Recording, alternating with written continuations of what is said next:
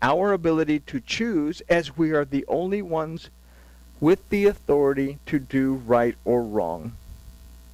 We are the only ones who have the authority to make the choice to do what's right or to do what's wrong. Yahuwah is not going to make that decision for us, and he's not going to force us either way. We have to choose. The Father does not force us to submit to his instruction. We have to choose to do so. 22. We consider that we must honor and respect the word of the Father as if it were the Father himself. We have to honor and respect the word of the Father as if it were the Father himself. Because the Torah says, in the beginning was the Word. The Word was with Elohim, and the Word was Elohim. We have to be able to trust that the Word is our judge, that it does bring us, it teaches us about redemption, deliverance, and restoration. And if we are in agreement with it, then we are in agreement with the Father, and we are honoring the Father. We must hold in high esteem the deliverance and restoration that comes from Yahuwah above the dogma and traditions of men. If we don't respect or honor our restored state of being, we disrespect the Father who made it possible by sending us his word, and we disrespect what Yahusha did at the Tav. Again, it goes back to a doctrine that is common in Christianity, is that we are not living by the Old Testament anymore. We have a New Testament. But in reality, there is no Old and there is no New Testament. There is simply one testament. There's only one covenant. It's like our like our Constitution. We draft amendments to the Constitution. We refresh it. We restore it. Brit Chadashah, the word Chadashah, is not about a new covenant. And in Jeremiah, where he says, I will make a new covenant, the word is Dasha. It means, I will restore the covenant with you. So we are in the same covenant that we've always been in. It's just it's been restored, and something made it possible for us to be able to once again come to the Father and be covered by the Father and be connected to the Father just like we were in the beginning before the transgression. So to disrespect any of the Torah is to disrespect what Yahusha accomplished at the Tav. We consider that Yahuwah is existent in himself and relies on nothing for his existence. He is existence. To have a relationship with Yahuwah the Father is to have this same existence within us. This is what restores, renews, and establishes us as children of Elohim. So Yahusha said, the Father and I are one, and we can take that a whole lot of different ways, but I understand that if he said, I am in the Father and the Father is in me, that I understand that within Yahuwah I live, I move, I have my existence, and that within that, if my Ruach connected to his Ruach, if we are spiritually connected, so to speak, that I have this direct, intimate relationship with my Elohim. And then I can say, I can do all things through Mashiach that strengthens me. Because I am connected to the Father, then I can do all things. I don't have to worry about freaking out, wigging out, and stressing out when things come up, because I'm already connected to the source of information that's going to tell me, do this, do that. Don't buy that tomato sauce. Okay? I've lost count. All right. 23. We consider that, okay, we talked about that one. So, okay, 24. We consider that those that are restored and established in their relationship with Yahuwah Elohim and have the existence of Yahuwah the Father within them have the authority to effectively rule and govern their actions in agreement with the word of Yahuwah Elohim, their Father. As such, they become the restored and renewed Adam, born anew in Yahuwah Elohim. We looked at a lot of the phrases that Yahusha used. And a lot of those phrases have been taken in this context or taken in that context. The Bazaar of Yochanan, this Gospel of John, was the main gospel used at Nicaea to prove the divinity of Jesus, because a lot of these things were taken out of context from a Greek point of view as opposed to a Hebraic point of view. And we understand that we exist within our Elohim. Because of that, we live, we breathe, we have our existence. So, 25, we ask these questions. How strong is my desire to continue in my relationship with Yahuwah my Elohim? How long am I willing to seek a relationship with Yahuwah my Elohim that is based in His truth? Is my desire to seek Yahuwah my Elohim influenced by someone else's teaching? Do I get to a point where I get tired of all this God stuff? Do I get to a point where I get burned out by studying the Torah? Do I get to a point where it really doesn't make a difference because I can easily slip back into my old way of life? Again, do I believe that Yahuwah Elohim exists? And if I believe that, what am I willing to do to maintain this relationship every day of my life?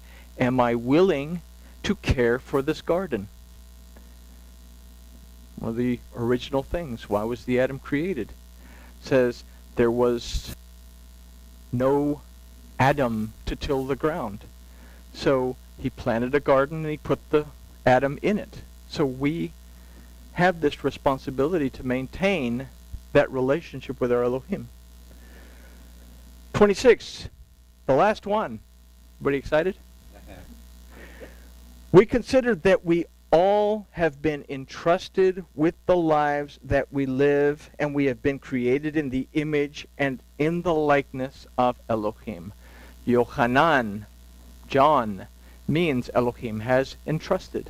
So everything in this Bezorah, everything in this message of hope, everything in this gospel, it deals with what we need to do in order to maintain that which we have been entrusted with. So we have a responsibility to be a reflection of Yahuwah our Elohim to one another. How we live our lives bears witness to us. Every thought, word spoken, and action taken bears witness to who we are and what our relationship is to the Father who sent us, who created us and placed us in the lives that we live. Remember, Yahusha says, I don't care that you bear witness to me or not, of me or not. There's one who bears witness, and that's the one that counts. So, am I living my life as a testimony of a relationship with the most powerful entity in existence and beyond existence? So, these are the things that we learned before Yahusha went over the Sea of Galilee. The Hebrew word for Galil, or for over, or went over, is yalak, that also means to walk in a way of life, or a manner of living. So these things that we just talked about affect our way of life as we move towards Galil. Galil simply means a circle, but it means to come full circle. It means a circuit where you start at one point and you go until you reach that point again. So if we say that the Adam in the garden prior to transgression was the starting point, then we are on our journey making this full circle in this helical time that we call the Torah to get back to that state of being that we were in prior to that transgression. And that's what this Bezorah of Yochanan is really all about when we break it down into little bitty pieces and we read these scenarios. I won't say story. We read these scenarios. They teach us little individual lessons on how to make that full circle. So he went over the Sea of Galilee, and then he went to the Sea of Kinneret. I didn't really put it in here. The Kinneret simply means a harp. It represents something that vibrates. So I really didn't want to go too far into that. Oh, the vibrations are the same and everything. But we move our way towards the Sea of Galilee. That's also called the Sea of Kinneret.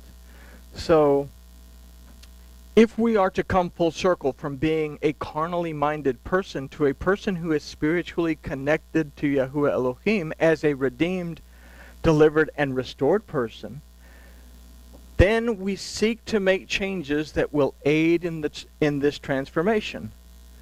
These are those things we have just considered.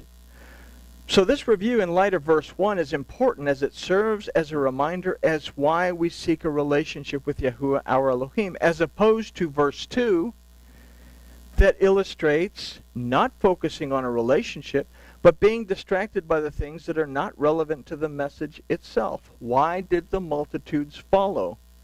Because they saw his miracles which he did on them that were diseased. So we've said in past studies that we consider the acts of Yahusha, or when we focus on these acts of Yahusha, we fail to listen to his words. And we see that relevant, this statement relevant today, because we'll pay attention to what Paul had to say, and we will distort what Paul had to say because we don't have an understanding of the Torah and the prophets. But we'll ignore what Yahusha had to say. When Yahusha said, until heaven and earth pass away, not the smallest letter, the smallest mark will pass from the Torah. And anyone who teaches that it will, we dumb it down in our English version. They'll be called the least from the kingdom of heaven. They'll be a janitor or something. As opposed to taking it for what it says in the Hebrew and the Aramaic, they will be called the worst from the kingdom of heaven. So, what do we pay attention to in the Torah? Are we so caught up in this end times prophecy stuff and the signs and wonders and the healing that takes place, or are we listening to what the Master had to say and applying those lessons to our lives? So verse 3 restates our purpose, that we are to sit and shema what the Master is saying. We must perceive, discern, understand, and apply the word of Yahuwah to our lives. In doing so, we are able to depend on Yahuwah to continuously lead us out of bondage that we allow ourselves to get into. He sat on the mountain and he talked with his Talmudim. Talmudim is a word that means so much than simply mere disciple. A disciple is a student. The student will either learn it or he won't learn it, or he'll learn it to get by so he can get on to the next course. Talmudim represents someone who learns it, absorbs it, and applies it to their life. So there's a big difference in these two ideas. So we must perceive, discern, and understand and apply the word of Yahuwah to our lives. In doing this, we are able to depend on Yahuwah to continuously lead us out of the bondage that we allow ourselves to get into. When we seek to apply what we've learned, these things that we've learned, we are ready to commit ourselves to a meaningful relationship with our Elohim. And this takes us back to the question, where are you? To which we add, where are you headed? So we say again, once we've learned these things, we're able to move towards this meaningful relationship with our Elohim. Well, where does this idea of a relationship begin? It began in Egypt with the Passover that said, I'm going to deliver you from your bondage. And if I'm willing to allow my Elohim to deliver me from my bondage, and I want to walk with my Elohim, then I understand that I have to be able to dedicate myself to my Elohim. Once I've made this choice that I do believe that Yahuwah Elohim exists, then I can begin to move forward in that relationship. So again, where are you? And where are you headed? And with that, we can say that grooviness has been achieved.